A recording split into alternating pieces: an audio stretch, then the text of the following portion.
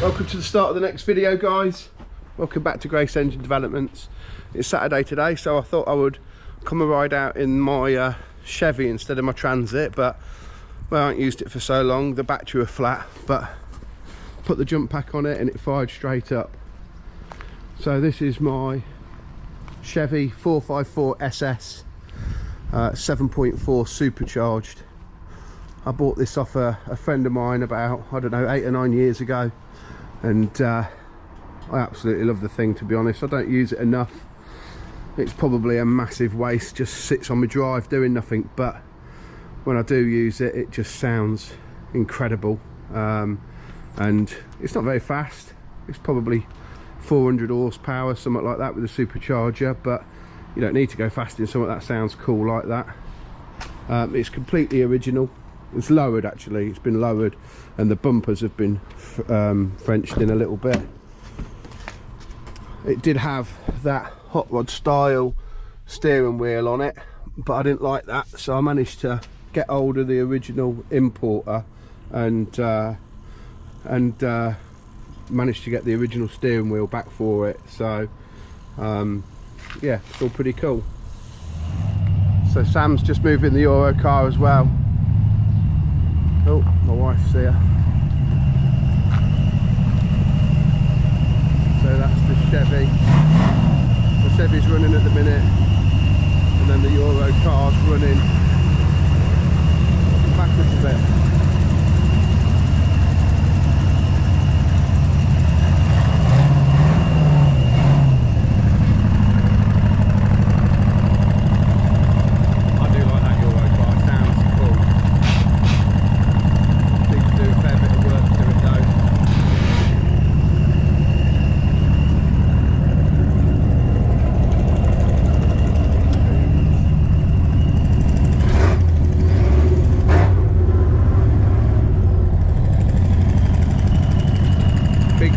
Chevy versus small block Ford.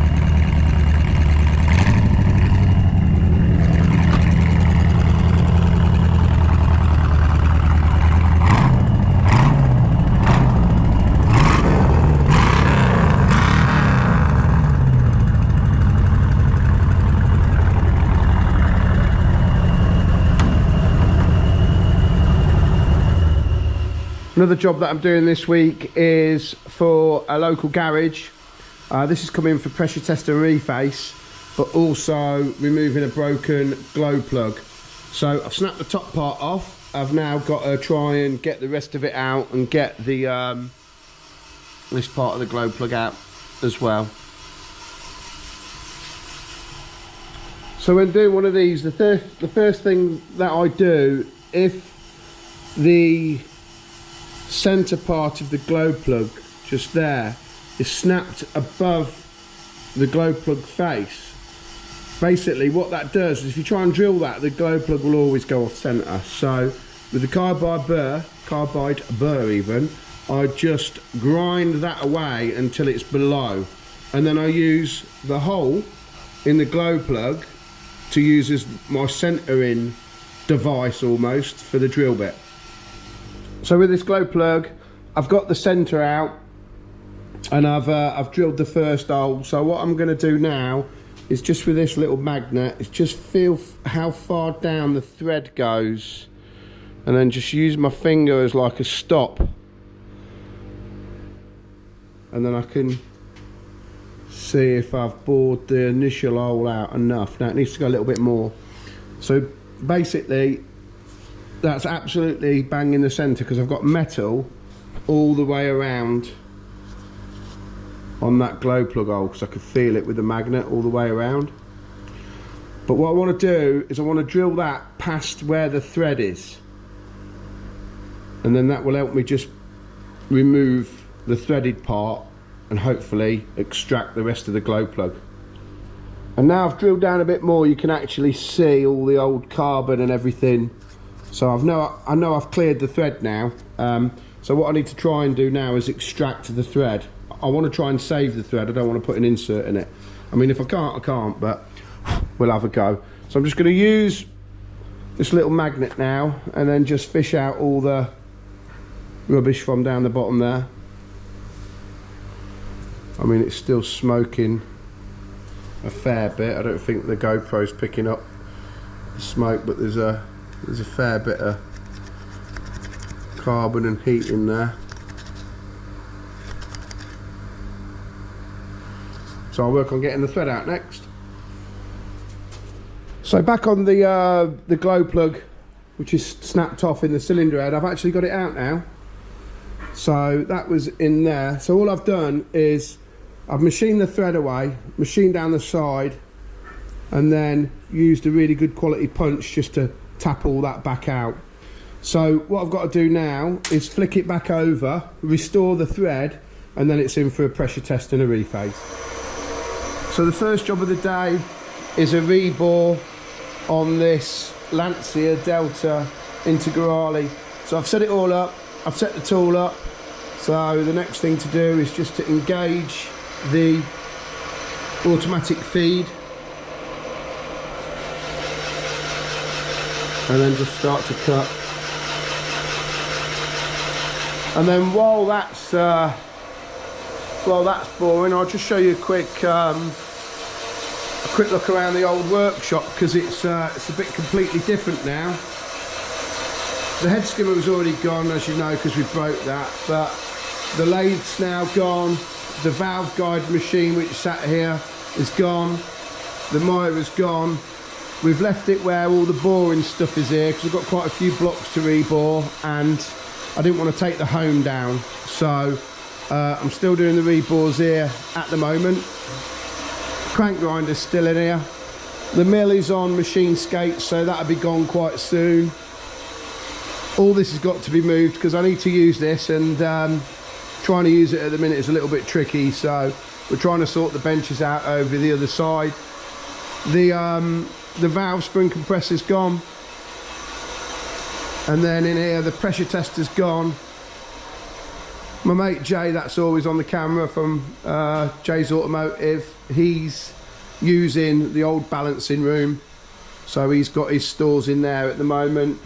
The shot blaster's moved over, and as my luck would have it, as soon as we moved it over, the motor for the dust extraction packed up, so that's a nightmare.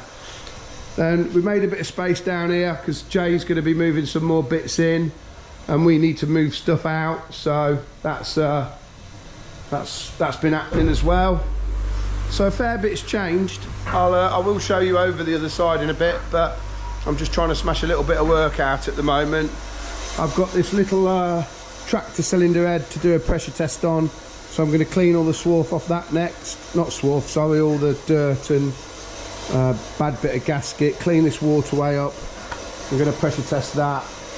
I'll be doing Brad's Porsche as well. That needs guides in it, but this will be on a completely separate video showing that. The reason I've got the crank grinder on and no cranking it is I'm just letting all the bearings and everything warm up, just building it up to temperature so it grinds better. In here we've just put a bit more racking up, and Sam's been itemising everything so we can try and work through it a bit better. I'm just going to start doing this Chevy rebore in a minute, but that's going to be another video too. And that's it so far.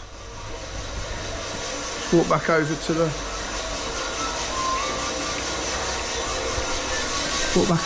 Integrale.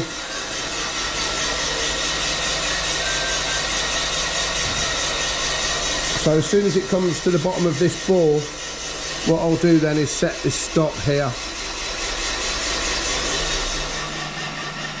So we're just on the second bore now of the Lancia Integrale. And I've just had to do a little bit of tool maintenance because I noticed that the boring bar was dropping a little bit quicker than I wanted to, so I've just readjusted these clamps that put a bit of pressure on this part here. And while I'm doing that, I've just switched the crank grinder off because it's got up to temperature now, but I'm going to check the radius on the stone just in case I need to dress it. So to do that, we use these things here which are called a radius gauge, and if I just grab one, I'll just show you how it works. So the radius gauge has got a size on it. So that one there is a 50 thousandths radius. Switch this boring bar off. There we are. So this is a 50 thousandths radius. So how you'd use this, or how I use it, is like on this MGB crank here, I would find the radius gauge that fits the crank perfectly. That isn't the right one, but for the demo this will do. So if that was the right radius, then what we do is then this part of the radius gauge, we put it against the wheel to see what it's like. So that needs adjustment really. Well, I'll measure it properly, and then to do that we use this tool here is what I use for dressing the radius. So you lift this stop up and down to make this adjust, and it has a diamond here, and this is the gauge here. So you bring this pointer up and make sure that the diamond is 0, and then I'd set whatever radius I want to run on here by adjusting this in and out, and then we put a radius on the machine. So on the left hand side of the wheel we do that, and then lock that down and lift that one up for the right hand side of the wheel. So that's going to be, once I've finished reboring the Integrale engine, that's going to be my next job, is to sort the radius out on my crank grinder. That's the Lancia Delta Integrale block completely finished. I've just got it out the wash, blew it off and covered it in an anti-rust penetrant. It's looking really good. We've chamfered all the edges of the block, chamfered the bores so it helps the ring get installed nice. And then what I've done is I've marked each cylinder 1, 2, 3 and 4, and then also gapped the rings to suit and marked the pistons, because I've measured each piston, although these have all measured to be identical, so it wouldn't really matter, but I marked them anyway. And then I've gapped all the rings and then marked the rings. So that's all ready now for Keith to come and collect, and it's another one that he can get built. The next job that I'm doing today is last night had a set of injectors dropped off from a local garage. These just want running up and cleaning just to make sure they're all right. They're GDI, so they're higher pressure than most standard injectors. So I'm going to quickly go and run them up on the machine. On the GDI injectors that have come in for test, the first thing that I need to do is put a full set of O-rings on them, because there's none on there and I can't test them. I can't get the top to seal without an O-ring, so straight away we're into a full set of them. And then also these little Teflon seals, but I'll have to get hold of my customer because I think he replaces these himself. Then another thing for me to do is to set the machine up for testing GDI. So I'll just scroll through the menu, select GDI, select how many injectors I'm testing, which is 7. I think he broke one, taking it out. Select the flow time, and I always bump the flow time up on GDI to 60 seconds. And then that's ready now for me to prime all the air out the system and carry on, but I can't prime the air out until the injectors are installed. So I've run the air out of these injectors, primed the system, so the next one is a leak test. So this is just basically putting pressure into the injector, but not firing the injector. So what we're looking for is any leaks out the end of the injector, and so far these are good. And I'm running the machine at 7 bar. And then the next test we're doing is impedance test to make sure the solenoid is working fine. So I let these run for quite a while just so it can build some heat up in the injector as well. And then what I'm doing is just down here is I'm watching the screen and keeping an eye on what it is. The next thing I do is at my test setting is I just run them for a few seconds just so I can have a good look at the spray pattern and everything.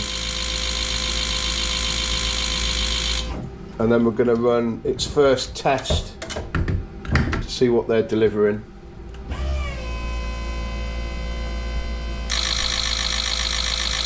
This test will run for 60 seconds.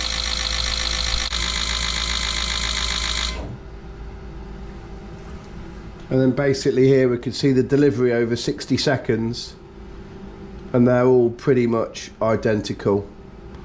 The camera might pick it up that it's a bit wavy, but each one of these tubes is individually measured or calibrated.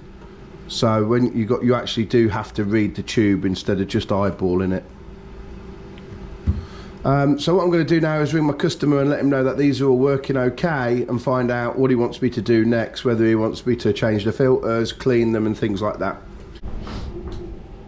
So I found one of the problems on the GDI injectors, taking the filter baskets out of them, and I don't know if the camera's going to pick it up, but there's actually no filter gauze in there, just the frame.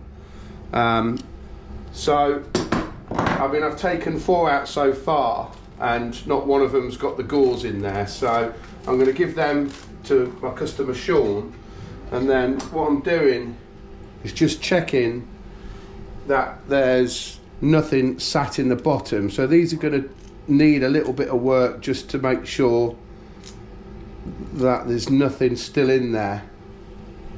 But if you give them a light tap upside down, you can see on here all the old bits of filter and crud. So what I'm going to do is I've ran these through the cleaner twice, but I did run them through with the old filters in. So I'm going to take them all apart, go and give them a good blowout downstairs with the compressor, and then run them through the cleaner again. So these GDIs are all done now, and they're all absolutely bang on.